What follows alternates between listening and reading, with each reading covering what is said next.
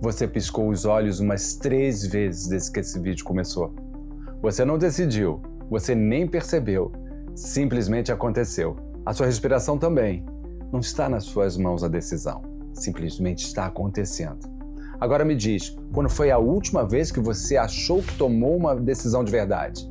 Não estou falando de escolher o que comer ou para qual lado virar no trânsito. Eu estou falando de uma decisão que partiu genuinamente de você e não de um hábito, de um reflexo, de um gatilho que você nem percebeu. O seu piloto automático está no comando. Se você está com dificuldade de lembrar, não é coincidência. A neurociência tem uma explicação para isso. E ela é mais perturbadora do que qualquer coisa que você provavelmente imaginou. Existe uma história que você conta sobre si mesmo todos os dias. Ela começa de manhã. Você acordou, decidiu tomar café, escolheu o que vestir, calculou o tempo para sair, reagiu a uma mensagem no meio do caminho. E em cada um desses momentos, a história diz a mesma coisa. Eu decidi isso. Essa história é muito reconfortante. E segundo a neurociência cognitiva, ela está amplamente errada. O psicólogo Timothy Wilson, da Universidade de Virgínia, estimou que o sistema nervoso humano processa cerca de 11 milhões de bits de informações por segundo. Desses, apenas 40 chegam à consciência. 40 em 11 milhões. O resto está acontecendo agora, sem você saber. E não, isso não é um problema de atenção. Não é falta de foco. É a arquitetura original do seu cérebro funcionando exatamente como foi projetada. Você já chegou em casa depois de um trajeto de carro e percebeu que não lembrava de nada no caminho? Cada semáforo, cada curva, cada faixa de pedestre, o corpo fez tudo. A mente estava no outro lugar. Todo mundo que dirige já passou por isso. Agora me responde. Naquele momento, quem estava dirigindo? Esse fenômeno tem nome. Chama-se comportamento automático e ele não é uma falha. É o seu cérebro sendo eficiente. Mas eficiente não significa consciente. E aqui está a parte que ninguém te conta. Esse piloto automático não está ativo só quando você dirige. Ele está ativo na maioria das suas decisões, o tempo todo. Aliás, se você chegou até aqui e algo fez sentido, o seu piloto automático já decidiu que esse canal vale o seu tempo. Então, já se inscreve no canal e ativa o sininho para não perder nenhum vídeo. Em 1983, um neurocientista chamado Benjamin Libet fez um experimento muito simples e completamente perturbador. Ele pediu que voluntários movessem um pulso na hora que quisessem, sem regra, sem cronômetro. Enquanto faziam isso, Libet monitorava a atividade elétrica no cérebro deles. A pergunta de Libet era uma só: quando o cérebro começa a se preparar para o movimento?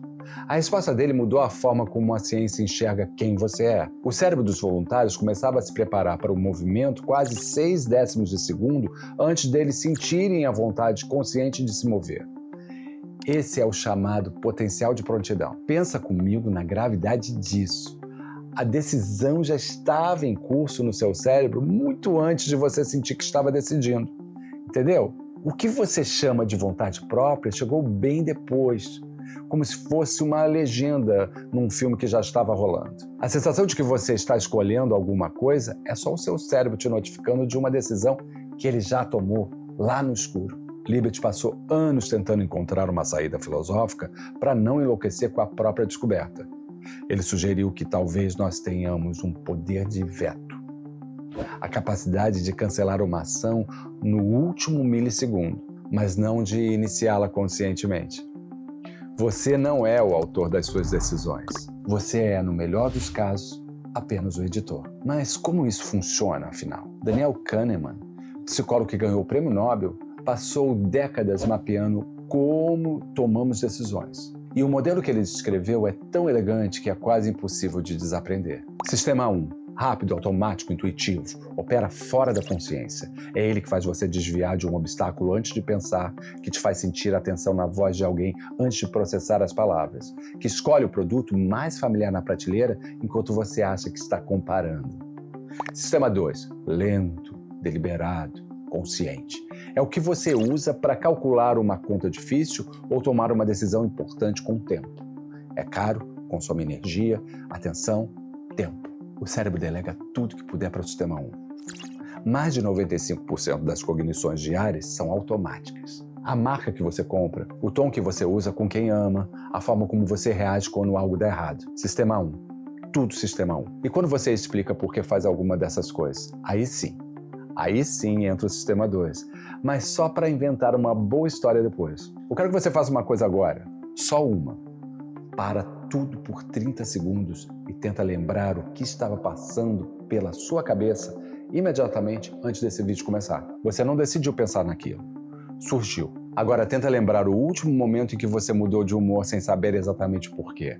Ficou irritado, ansioso, distante e depois construiu uma explicação para isso. O neurocientista Antônio Damasio demonstrou que as nossas decisões são guiadas por sinais corporais e emocionais, inconscientes. E a consciência chega depois, construindo uma narrativa racional para o que já foi decidido. Em pacientes com dano no córtex pré-frontal, ventromedial, mesmo com QI e raciocínio lógico intactos, a capacidade de decidir bem desaparece. Sem acesso aos marcadores emocionais, o cérebro perde o norte. A nossa consciência não dirige o filme, ela assiste. E depois, com a generosidade de sempre, inventa uma explicação para o que já aconteceu. Mas se a maioria das decisões não passa pela consciência, o que está tomando essas decisões? Em parte, o histórico de padrões que você acumulou ao longo da vida. Seus hábitos, suas memórias, seus traumas. Em parte, o contexto imediato. O ambiente ao seu redor está decidindo por você agora mesmo. E você provavelmente nem está percebendo.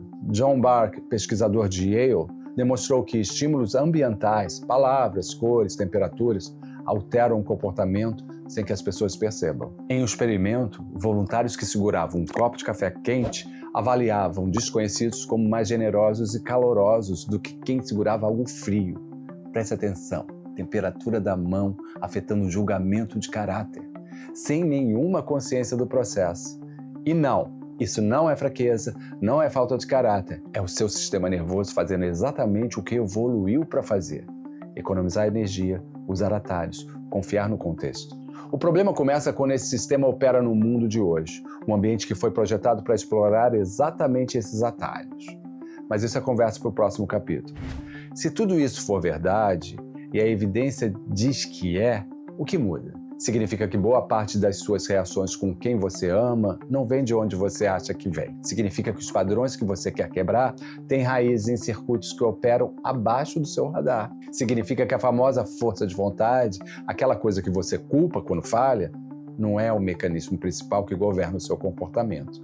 Aliás, nunca foi. Você não falhou porque é fraco. Você falhou porque estava tentando usar o sistema 2 para resolver um problema que o sistema 1 construiu durante anos. É como tentar apagar um incêndio com um guardanapo e ainda se culpar por não estar soprando com mais força. Nesse momento, agora, você está sentindo alguma coisa sobre o que eu disse? Raiva, alívio, ceticismo, reconhecimento? Me conta nos comentários qual foi a sua reação. Não o que você acha que deveria sentir, mas o que você realmente sentiu. Isso diz mais sobre o seu sistema 1 do que qualquer teste de personalidade. E se esse tema faz sentido para você, fica. Porque a gente vai fundo, bem mais fundo. Eu não estou dizendo que você não existe, ou que suas escolhas não importam. Estou dizendo que você, que imagina estar tomando decisões, pode ser muito diferente do você que de fato as processa. E esse apagão, essa distância entre quem você acha que é e quem realmente opera por baixo, tem um custo. Um custo que você paga todo dia sem ver a fatura. Nas próximas semanas a gente vai olhar para esse sistema de perto, a arquitetura do caos que está operando dentro da sua mente, uma interrupção de cada vez. Por agora, só fica com essa pergunta: se você não está no controle das suas decisões, quem está?